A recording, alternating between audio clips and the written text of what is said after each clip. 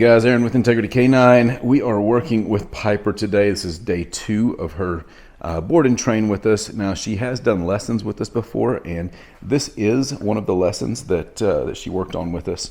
So it's not unfamiliar to her at all, but it is something that we want to make sure and reinforce. And so with all the dogs, how we typically do it is we'll introduce a place cot to them. A place cot has some elevation. It's got clearly defined boundaries because this is going to serve as an anchor point. You can see there's a little one back here behind us that she just went up on and is standing on. So she understands the term place. This serves as an anchor point in the home so that when there's a lot of activity or we just want to remove her from a situation where maybe the kids are playing and she's too much, then we can put her up on place and have her stay there. Or company comes over, we don't want her to greet them inappropriately, and so we'll put her up on place. It also serves as a way of building confidence. With her, that's going to be huge. So we'll work on putting her on different places within our environment. So that could look like putting her up on top of a dog crate, putting her up on top of a stack of feed sacks, a park bench, things like that are a little bit more unconventional. And so the texture, the noise, the smells are all going to be different. Those are all things that are going to build her confidence, build her trust level between her handler and her. So basically what we do is we'd come up to it and I'd introduce her. Piper, come on. There you go. Place. So she's going to look at it. I might get on the other side here, and I'd use either treats or some leash pressure. In this case, she knows this. She's been on this. And so I'm going to give her leash pressure. Piper, place. Good. Yes. Sit. As soon as she gets up here, I want to put her into a sit. Now, this is where she has struggled quite a bit. I see this a lot with dogs that are low confidence. She gets up there and she it's paralysis to a degree of not wanting to be in trouble, but in her desire to not be in trouble or to not comply, she freezes up and just doesn't do anything. And so that's not what we want. So we're going to get her out of that paralysis. Good girl, good place. We're going to sit. Give her a little bit of manual pressure down. Good girl. Yes. Good girl. We're going to encourage that behavior right there. Yes. She did come into the program very timid. She has come out of her shell more and more over the last 48 hours. So it's been fun to see her true personality start to emerge as she's gotten more comfortable with my family. Good girl. Break.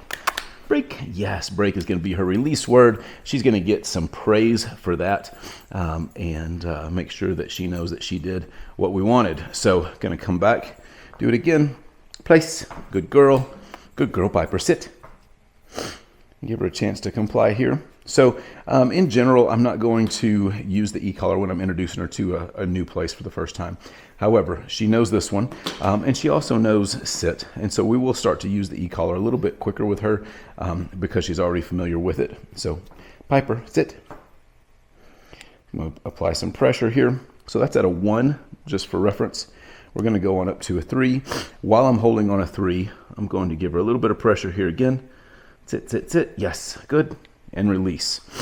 So as she goes into a sit, I'm releasing pressure manually. I'm releasing pressure with the e-collar. There are other ways to do this. This is just the method that we're using today as we're keeping her accountable to what she already knows. Good girl. Once she's up there, we're going to start working on our 3Ds. Duration, which is just time on place. So just letting her hold there. Good girl. Good girl. Good place. Good sit. Okay, we're going to work on distance, which is just creating space between us. Now, if she starts to come off of this, I'm going to apply pressure with the e-collar. I'm going to get her leash, and we're going to put her back on there. I'll release pressure once she's back up on place. So that's basically showing her that the floor is lava, that she knows she's supposed to be on place, and again, it's at a low level, so we're not punishing the dog per se, but it's at a super low level, just creating a stimulation effect so that she understands that something's not quite right. Just applying some pressure. Okay, good girl. And then distractions. Distractions come in all kinds of forms. Opening a door, closing a door. You see her kind of getting interested. Good girl, yes, good girl. Good girl. So catching her before she came off and encouraging her behavior for staying there. We're going to try that again. Good. Nope. So we're going to apply pressure. Place. Place. Good. Come on. Got a girl. Good.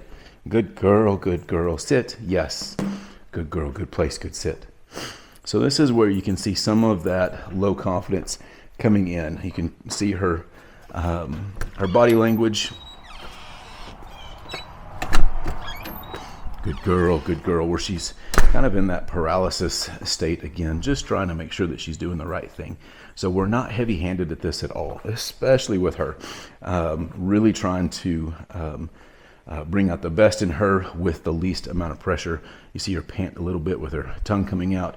It's good signs for her. She's learning, she's relaxing a little bit. Now, panting can be a sign of stress in some occasions, and that may be part of the reason that we're panting now. But if you know her eyes and her demeanor, she's relaxing. She's doing good.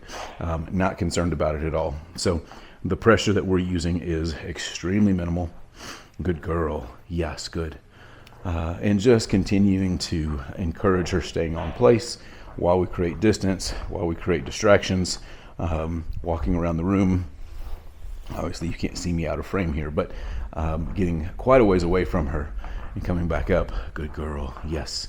And then I want to make sure that we reward this with break. Yes, good girl.